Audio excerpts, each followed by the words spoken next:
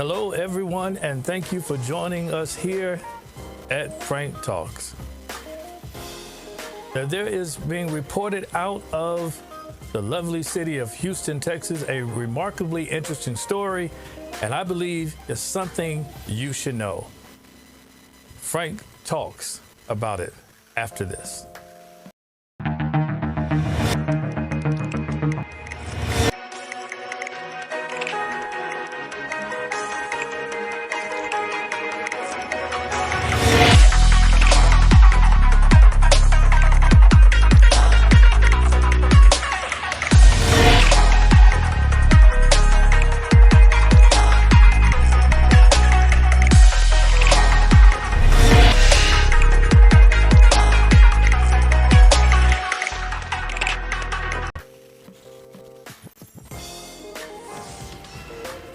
Thank you again for joining us here on Frank Talks. As mentioned at the top of the broadcast, there's a very interesting story coming out of the city of Houston, Texas.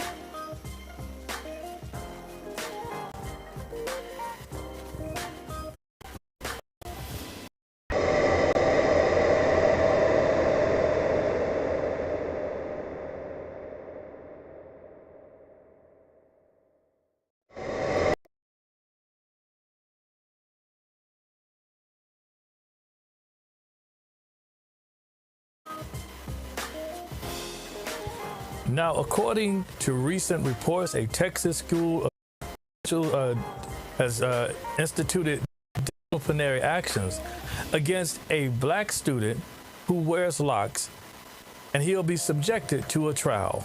A judge has mandated that a hearing will be conducted next month to ascertain whether the student, who has refused to alter a hairstyle that he and his family claim is protected by a new state law, can continue to be penalized by the district.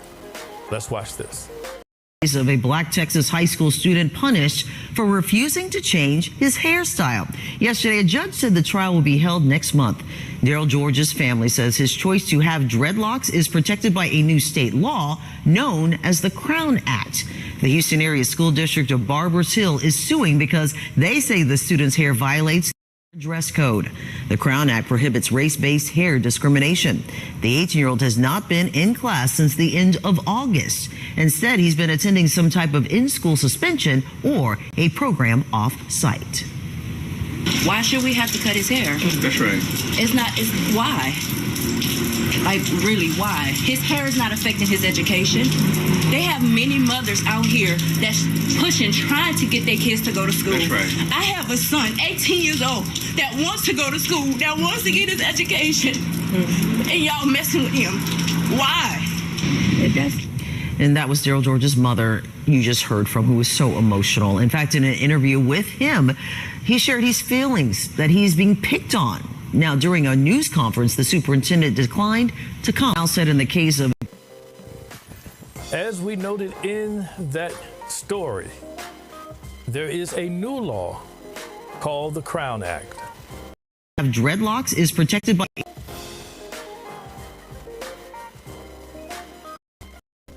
Now, for most of us, we may be unfamiliar with this Crown Act, and probably most of us are unfamiliar with this Crown Act. But this Crown Act,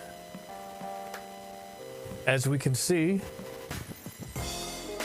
this new state law called the Crown Act, that Governor Greg Abbott signed into law, which is a bill prohibiting race-based hair discrimination in Texas workplaces, schools, and housing policies. Now, according to this report, the Crown Act, an acronym for creating a respectful and open world for natural hair, has been passed in 20 states with overwhelming support after a previous failed attempt during the 2021 legislative session. Now, the Crown Coalition, an organization advocating for the legislation, has been instrumental in its adoption. Now, it's worth noting that Harris County, the most populous county in the state, and the city of Houston have adopted their versions of this legislation. Now, the article also mentions the student in question is 18-year-old Daryl George, a student at Barber High School in Mount Bellevue, who has not attended his regular classroom since August 31. I find it very interesting that someone who doesn't want to alter their hairstyle is a student at Barber High School. Nevertheless, instead of attending classes, he has been either serving in-school suspension or participating in an off-site disciplinary program. Now, George, who is in his junior year, expressed feeling stressed and frustrated over what he perceives as an unfair punishment. However, he is grateful to have his day in court that's coming real soon. Now, in his words, he says, "I'm glad that we are being heard too. I'm glad that things are moving and we're getting through this." Now, the Barbers Hill School District, located in Houston, has cited George's neatly tied and twisted locks on top of his head as a violation of the district dress code, which limits boys' hair length. Now, it doesn't limit the style, but the length of the hair. Now, the district claims that other students with locks comply with the hair length policy. Now, Mount Bellevue, just a bit of footage and information about Mount Bellevue, is a city located in Chambers County with a population of fewer than 8,000 people as of 2020. Now, despite its modest size, it boasts the largest underground storage facility of liquefied petroleum gas in the United States. Now, the city's demographics indicate that nearly 75% of the population identifies as white, while less than 4% identify as black. Interestingly enough, similar to many other cities throughout the United States, the Hispanic or Latino community comprises the largest minority population at almost 15%, whereas the black community, which was previously, as many of us know, the largest minority, has now succumbed to being the second largest minority, not only in Mount Bellevue, but in other cities across America. Now, understanding the population demographics of a city is critical, particularly for minority groups. As a minority, hear me close, at any location, there are times when one may not receive the benefit of the doubt or have the ability to challenge those in positions of power. Now, as we very well know, the majority often holds sway in this country. Therefore, it is crucial for minority groups to unite and to work together to bring about change. Now, as evident from the video, Daryl George has a strong support system in his mother, Darisha George. And there's his mother here, Darisha. And as you can tell from the video, Daryl George's mother, Darisha George, appears to have named her son after herself, which may seem unconventional. Darisha, Daryl. However, it is becoming more common for women to name their sons after themselves instead of following the traditional practice of naming that male child after the father. This is something that we have seen quite often now in our community. Now, this shift in naming conventions, it may not seem much to you, but it is indicative of the changing times that we live in. In addition to his mother's support, he received support from the state government at the local level, as well as others that were at the local government level. Now, for me, ladies and gentlemen, it is disheartening to learn that a young man has been suspended from school for an extended period of time due to his refusal to cut his hair. How do you guys feel about that? Well, the student George expressed a deep attachment to his hair, viewing it as a symbol of his identity and strength. He stated, and I quote, "I love my hair. It is sacred, and it is my strength." He hoped to continue his studies and excel in his academics, but instead, he's faced harassment and mistreatment from school officials. Now, George's mother expressed also, as you could tell from the video, she was very disappointed in what's happening to her son, but she was also disappointed that the judge did not grant at least a temporary restraining order, which would have suspended her son's punishment until the trial next month. Now, standing in the way of George returning to school is none other than Barbers Hill Superintendent Greg Poole. Now, I think we need to pull his picture up and put it on full screen, please. Thank you. If we can get that on full screen, because we must discuss Superintendent Greg Poole. Now, it seems that he took out a paid ad that was featured in the Houston Chronicle this month. Now, although I disagree with the superintendent's decision, it seems to me that anyone can seek attention, regardless of age, in today's social media era. Many of you call it clout chasing. Seems that the superintendent wanted to have his chase as well. In a recent advertisement, Poole defended his school district's policy, stating that those with traditional dress codes generally have higher academic performance and safety levels, and that conformity is a requisite attribute of being an American. And his exact words were, "Being an American requires conformity." Now, I wish, can we put Superintendent Poole's picture back up? Let's put it up for us, thank you. So in this advertisement, Superintendent Poole references an Indian proverb. He says, I quote, "We are kept from our goal not by obstacles, but by a clear path to a lesser goal." So instead of obstacles keeping us away from our goal, he says that all we do is focus our attention on a lesser goal. It's not the obstacles, but it is the clear path to a lesser goal. Now, I agree that this is a very powerful quote, but it begs the question, does the young man's hair genuinely pose an obstacle to achieving his aspiration?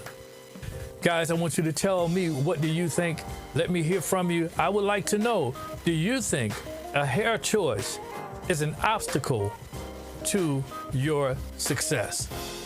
Furthermore, we cannot dismiss the superintendent's assertion that being an American requires conformity. Now, this prompts the question, does the choice of hairstyle render an 18-year-old black man un-American? We ask the tough questions here on Frank Talks. Now, I have a question for Superintendent Poole. While conformity may be necessary in certain circumstances, and I agree, I'm not convinced that it applies to the policy in question.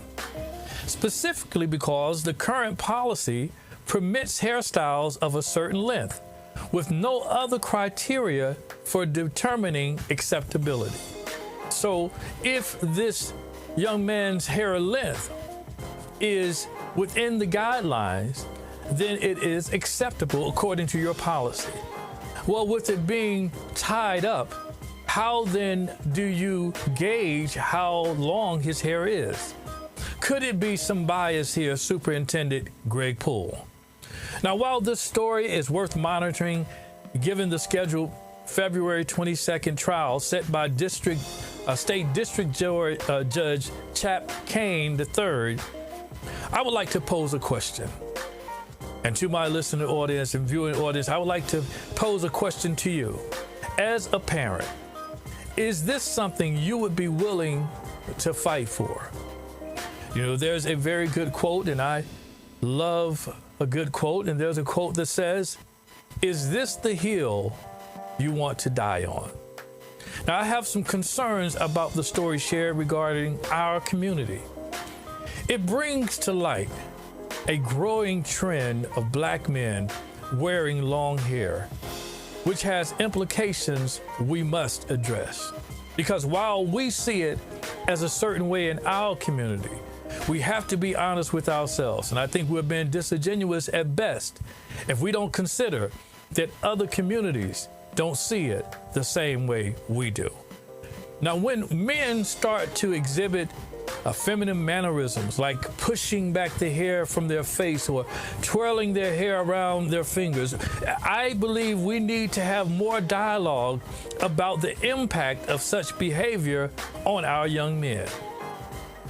Do we want to raise our boys to believe, as Daryl Joy said, that their hair is sacred and a source of strength? Now, if so, we must also be wary of outside influences that may compromise their values. If we allow them to believe that the hair is sacred and the hair is a source of strength, and if they honestly believe this to be true, and their hair is sacred and their strength is tied to their hair, then I have a suggestion for all of my young black men out there that choose to wear these hairstyles, this long hair. Be careful, and please don't fall for Delilah. Now, amidst all of this, there appears to be a notable absence, and that is his father.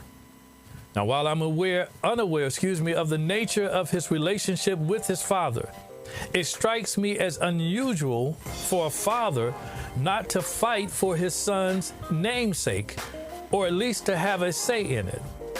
And simply in our community, if that happens, normally the mother will oblige the father if he wants to at least name the son, even if he doesn't name the child after himself. They oblige him if he wants to at least name the son. Regardless of that, in this instance, Darisha named her son after herself.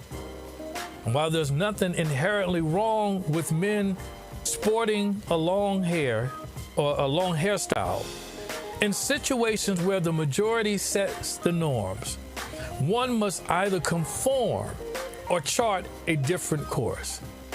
That simply means that you may have to make a decision, young man, whether or not you want to work in corporate America or you want to work in a traditional blue-collar job. You can make that decision because you yourself have an opportunity right now to understand that your hair is not your strength. It is not the source of your strength. But as Christians, we believe that God is our source, and Jesus gives us access to that source. Now, ladies and gentlemen, that's all I have to say about his heir apparent. Good day, and thank you for having this honest and frank talk.